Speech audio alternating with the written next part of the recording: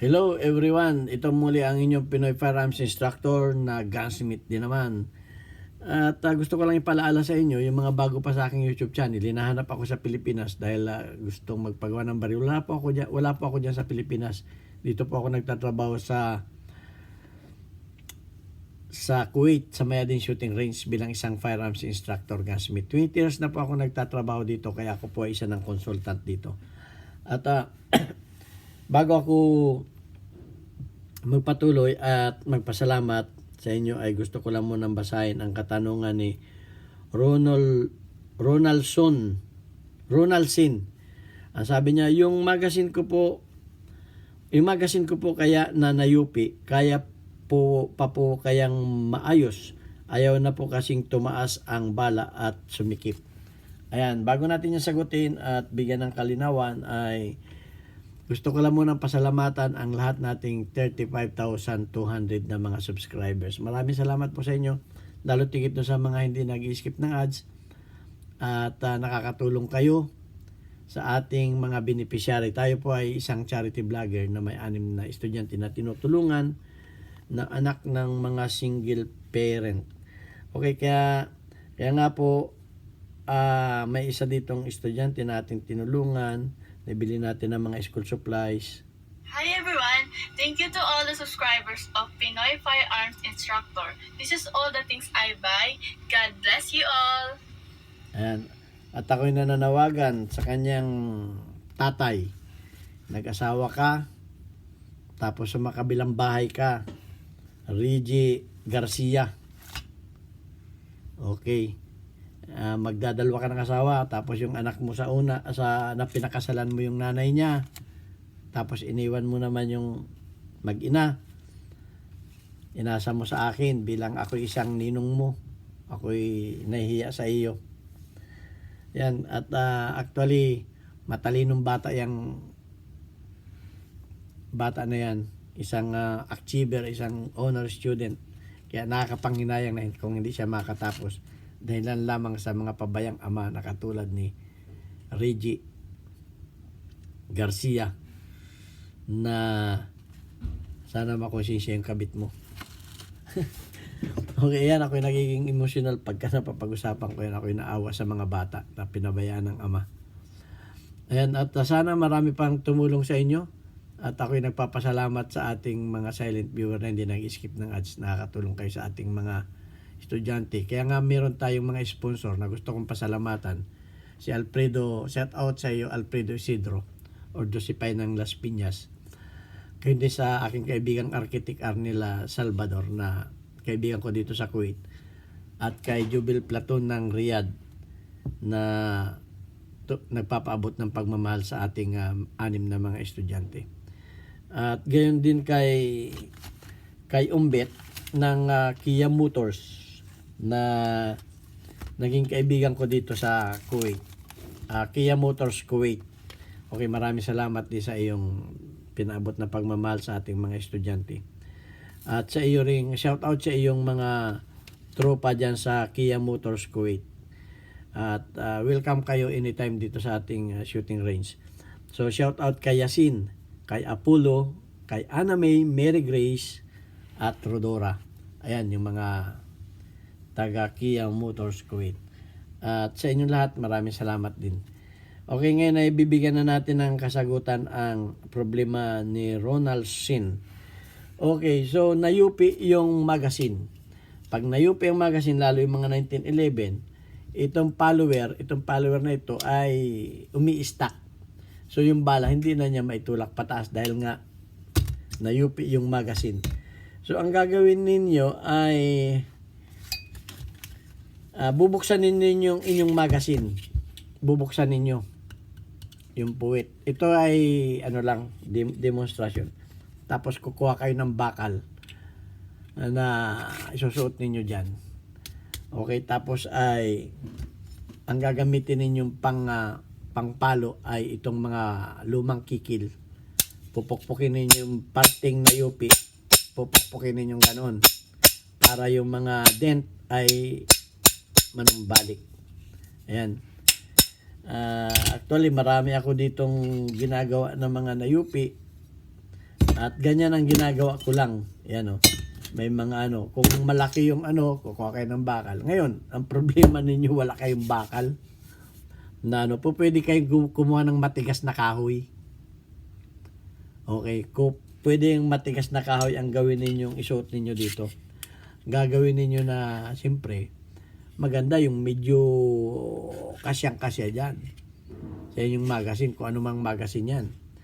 Kung yan man ay 1911, di susukatan ninyo yung magazine ng 1911 ninyo. Tatanggalin ninyo itong puwit na ito. At siyempre, kakabit ulit ninyo. Ay mas maganda yung mga ganito. Madaling magtanggal ng mga magazine na kamukha nito. Okay, may lock lang yan dito sa ilalim. At isusundutin ninyo yung butas na yun. At matatanggal na ninyo yung laman. Ayan o. Tapos ay, yan. Gagawa na kayo ngayon ng bakal na ilalagay ninyo dyan sa loob at saka ninyo siya papaluin ng paganyan. Okay? Ang gagamitin ninyo ay flat na kikil. Yung mga lumang kikil ninyo. Okay, kamukha nga na sinabi ko sa inyo, kung wala kayong bakal, ay kumuha kayo ng matigas na kahoy. Yung matigas na klase na kahoy, gawin ninyo. Kung pwede, yung medyo masikip-sikip para maganda ang pagpalo ninyo. At pagkayan ay ano nawala na yung dent, naisukat na ninyo yung follower, naisukat na ninyo ganyan at wala na yung dent, ang gagawin na ninyo dyan ay inyong i-harden. Susubuhan ninyo. Okay, may video tayo kung paano i-harden yan. Pwede ang i-harden sa ano para maganda ay sa tingga, ay yung kung napanood ninyo yung pagpapatigas ng ano, pagpapatigas ng mga spring, kung paano tumigas ang spring. Yan. Pwede ninyong gawin yon. At pwede rin naman ninyong isalang yan sa inyong mga gas range. Okay? Isalang ninyo sa inyong gas range. Ganyan. Isalang ninyo sa inyong gas range. Medyo galaw-galawin ninyo para pantay ang init. Para tumigas at susubuhan ninyo yan. Ilulubog ninyo sa langis, sa kahit sayos oil para ito ay maging harden, hindi basta-basta mayupi. So ayan ang ano, at mas maganda kung papapuputiin ninyo, linisan ninyo puting-puti at yun ay magsisilbing magiging ano yan, hot gluing. Okay, panoorin ninyo yung hot gluing, makakatuto kayo kung paano hot gluing. Yun ay isang pamamaraan din na napatigas na ninyo yung bakal, na hot gluing pa ninyo yung metal. So, siyempre, pag yan ay inyong pinalo-palo, magkakameron nyo ng bakat-bakat. So, paputiin ninyo ng liha. Mas maganda pag maputi, yung walang kaano-ano dyan, malinis na malinis, punasan ninyo ng denatured alcohol, saka ninyo medyo, wag naman yung pulang-pula, yung kulay talong lang. Pag ininit ninyo, magkukulay talong yan. Hindi, wag na ninyong babagahin ng pulang-pula para maganda ang ano, para maganda ang resulta. Kasi pag pulang-pula pangit naman.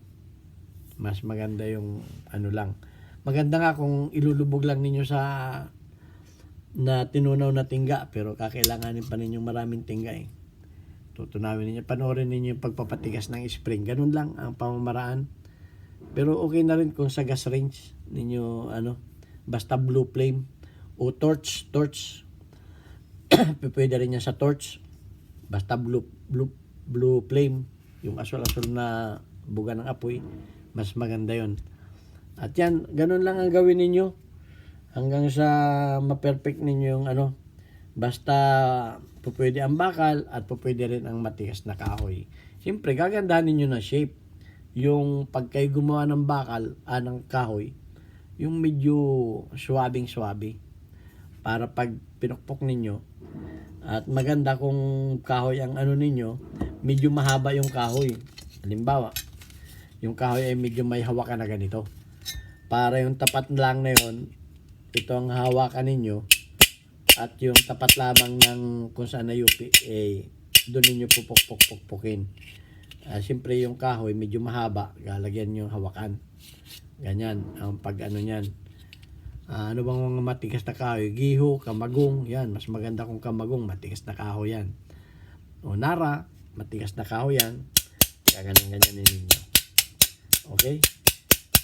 At yan ay mawawala yung dent. Kasi pag pinukpok ninyo yan ng mga martilyo, lalong madident yan.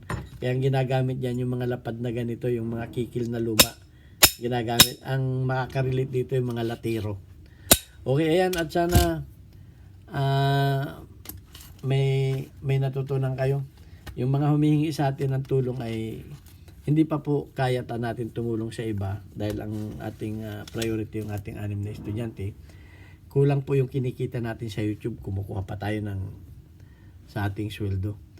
So, pag lumaki na po yung ating YouTube at marami na nag-sponsor sa atin at malaki na kita natin sa YouTube, sana tulungan ninyo ako na lumaki ito at ito ay yung kinikita nito ay para rin sa ating mga taong nangangailangan.